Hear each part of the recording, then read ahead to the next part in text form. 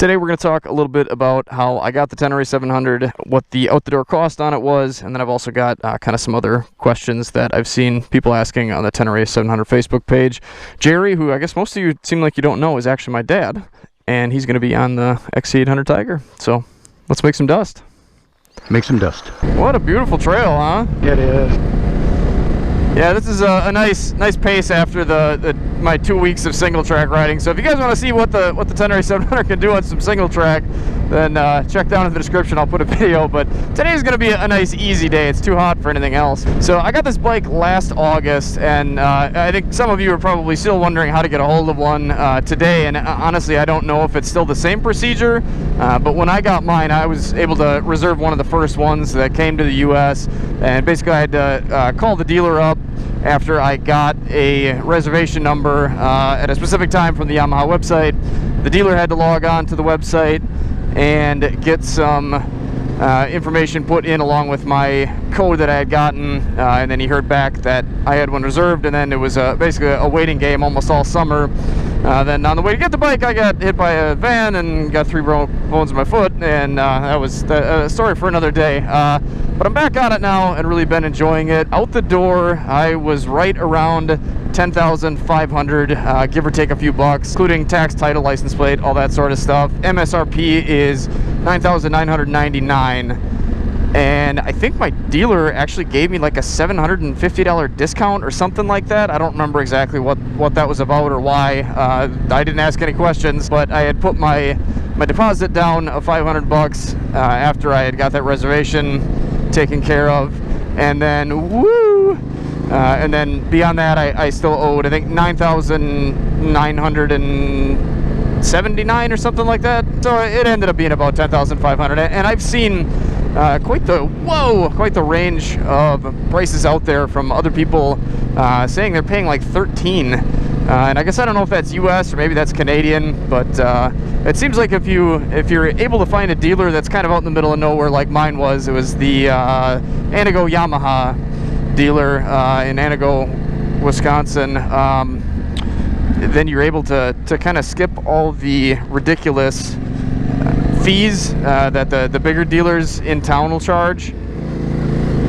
So that really ended up working out kind of nice. I got it, I think, much cheaper than I've seen anybody else pay. I guess let me know what you guys have been paying down in the comment box below, or what you've been quoted. I saw somewhere where they said you're having your last chance to order one, last bike before September. Is that something to do with being a 21 and the next one, otherwise it'd be a 22? Oh, maybe.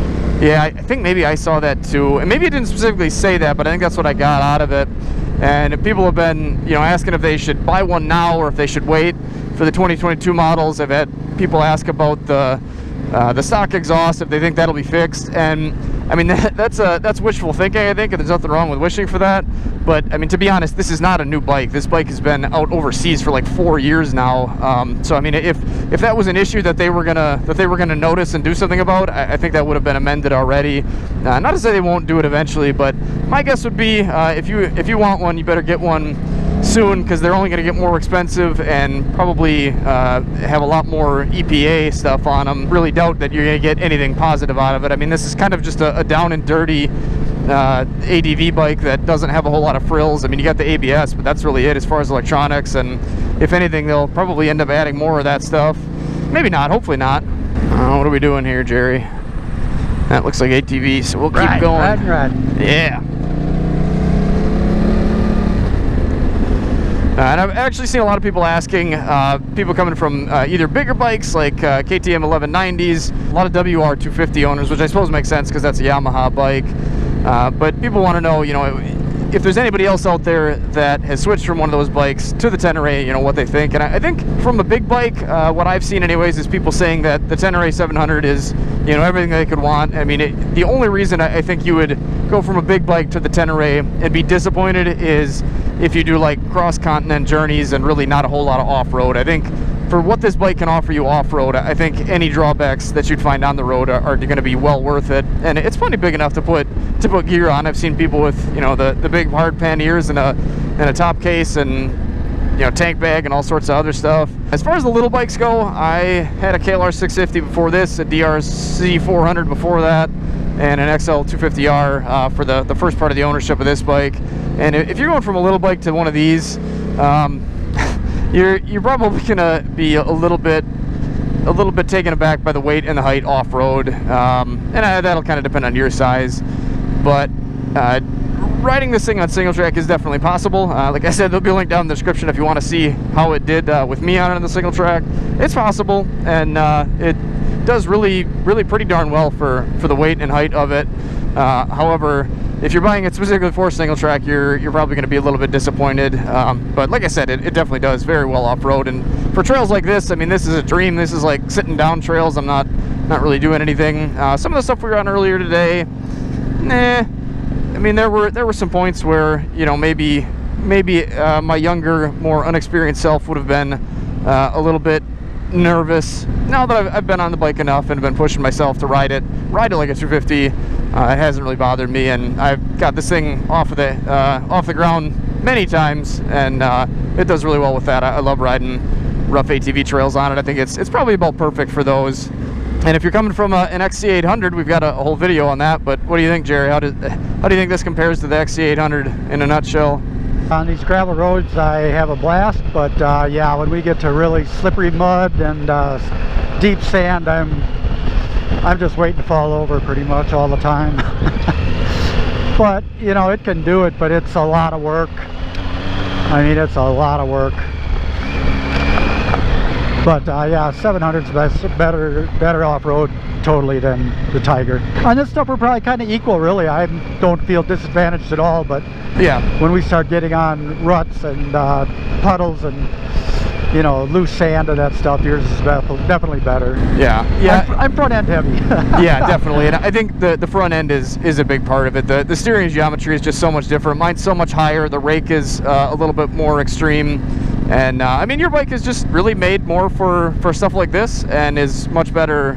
Maybe not much better, but is going to be a bit better on the pavement. It feels a lot more like a sport bike than this does. This feels like a big dirt bike on the road. That feels like a off-road capable sport bike on the road. And I'm super happy with mine. I have never been on a motorcycle that I liked more. This is a great machine. Not to say that it's perfect. It's not. I mean, I think people bill it as a complete unicorn and, you know, the best bike ever, and I would not disagree with either of those statements. However, I mean, there are some things that need to be fixed on it. Like I said, the exhaust really needs to be changed up one way or another. There's a lot of kits out there now to change it, so it's not going to bust off when you tip it over too many times off-road. I mean, if you're going to stay on the road, or if you're going to put panniers on, then that will probably be just fine. But for me, I wanted the high mount camel exhaust kit, and I've got videos on all my stuff. There'll be a link down in the description for all the accessory install and review videos that I've done on the bike. I've got it fairly well set up. A couple things I might do to it yet, but for the most part, it's pretty much trail ready. And that was actually, I guess, one of the things that I was going to talk about too, that I've seen people asking questions. You know, is it worth it to buy the Yamaha crash bar? What else has come with skid plate and I don't know, whatever, the adventure, the off-road kit. And I did not. I bought this bike just bare bones. I've got some Dirt Racks crash bars on the front. I plan on getting something for the back. Dirt Racks is supposed to send me some once they get some developed. The reason that I didn't go with any of the standard Yamaha stuff originally was just because I wanted to be able to do all those videos that I'm talking about, and they're down in the description. I wanted to try the aftermarket stuff. And aside from that, I guess the fact that it would seem like ridiculously expensive compared to what I could pick up the aftermarket stuff for. But I have to say, after seeing some issues that people had with the Yamaha crash bars up front bending in actually after a pretty light crash and smashing up their plastics, I am definitely glad that I did not go with the Yamaha crash bars, and would definitely not recommend that anybody else do either. I've done some other stuff to it that kind of, I don't know, I should really do a video on kind of the necessary upgrades. I mean, I think there definitely are some things that should be done to it, and there's definitely some things that I've done to it that I'm just kind of glad that I've done to it, but wouldn't necessarily say that it's a absolutely have to have type accessory. I think everything you did was great. Yeah, I think it's working out good for me. I'm happy with all of it, really. The muffler is probably the biggest thing. Well, the crash bars, then the muffler. Yeah, definitely. Yeah, I wouldn't take this. Well, I was gonna say I wouldn't take this bike off for all the crash bars, but that's not true. We were riding around up here as soon as I was able to walk, pretty much. Oh, you were very nervous, though. I was. Yeah, I definitely was. I think it was a combination of the tender foot and the not having the crash bars. But I guess that brings me to another point. That's something else that I actually had the shop do to the bike before I ever put my foot over my leg over the seat. What am I trying to say here? I had them put on some Motos Tractionator Adventure tires, and those will be in a link down in the description to Rocky Mountain ATV. If you use that link, actually, you find links in the description. That helps the channel out, but doesn't cost you anything extra. So I appreciate that, and I appreciate the little bit extra that the Rocky Mountain ATV guys send my way for that sort of thing. I've been working with them for a bit now, and they've been great so far. So the tires, the reason I had them switched out right away is because, like I said, I knew I was gonna have crash bars immediately, because Durax was the company that I work with that makes crash bars for me, was still kind of in the process of designing them. Actually, I don't even know if they had anything started when I got my Tenere. I got mine pretty early, so I was waiting for that, and knew that I wanted something a little bit better than the stock tires, the Pirelli Scorpions, I think they are. They look pretty similar to a Shinko 804, 805 Big Block, which is what I had on my KLR 650.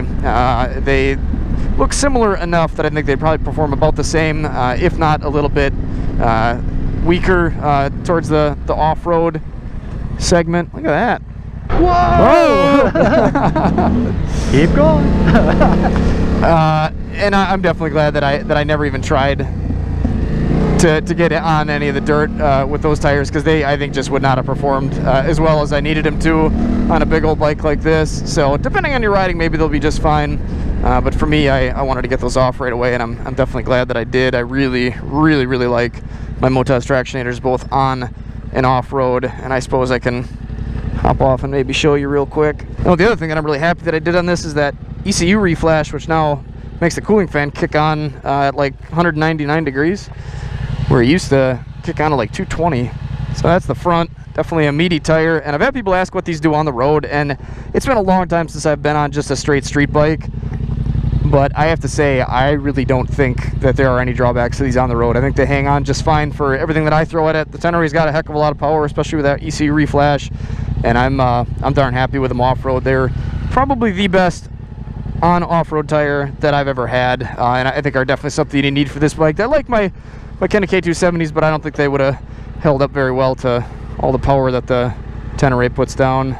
And the hide nows I have, the only downside of them is they get mud packed in them, clay packed in them, where yours don't. Yeah, that is true. Mine shed the tires. Yeah, mine shed the mud a lot better than yours do. I don't know how many people ride in clay, but well, it seems like we do it pretty often. Yeah, we do. Riding around on a 500-pound bike in the woods with slicks. It's great. Everybody should try it. Another thing that I've seen asked a lot, and I guess I've seen it answered a lot in a way that I guess I really don't agree with, at least not for my height and weight. It seems like everybody really rips on the stock suspension on this bike, and I mean, I think for the most part, most Japanese bikes are designed for a rider about my size. My weight. I'm 5'10", and I'm about 160 pounds. This bike is pretty darn tall for me, especially with the preload set to the correct sag, which again, I got a video on that if you guys want to see it. It's really hard to even get one foot down on anything but my tiptoe. And for the riding that I do, that can be kind of intimidating and rough. I've pushed myself enough to the point where now it really doesn't bother me. There's a couple kind of tips and tricks you can learn to ride a big heavy bike off-road, even if you're not giant. But as far as the actual suspension goes, it's really pretty darn good for me. I am kind of at the top of the preload to get the sag right in the back. The front probably could be brought up a little bit as far as preload goes, but there's no adjustment up there. As far as the rest of it goes, I've kind of tweaked my compression and rebound damping on everything, and I'm pretty darn happy with it. The only time that it bottoms out now is on some of the more intense stuff, the big drops and the big hits on the single track. And when I say big, I mean big, like not anything that I would run into on ATV trails even. Like I said, I get both tires off the ground all the time on this thing and have no problem with it the way that it's set up now. It's just those really intense, really hard hits. So if you're heavier than I am, you know, maybe 170, 180 pounds, you're maybe still going to be okay. If you're bigger than that, though, I mean, yeah, then what people say about the suspension on this is true. Then it is undersprung. But I mean, that really just depends on your weight. And again, I think most bikes are that way. I'm not going to say it's absolutely perfect, but it works, I think, more than well enough that I'm not going to spend any money on it. All right, well, I think we're headed towards pavement. I guess we'll have to make a decision whether we want to see a little bit more dirt and gravel or not. But if you guys have any more questions, hopefully I answered some of them. If you have any more, though, let me know down in the comment box below. And maybe if I get enough, I'll make a whole video just dedicated to those questions. So thanks for watching, guys. Like I said, lots more videos down in the description if you want to see more. I make videos every weekend, so hit the subscribe button if you want to see more. Click the bell after you're subscribed so it lets you know anytime that I put one of those videos out. Other than that, make sure you get out, enjoy this beautiful world, take care, stay safe, and stay swanky.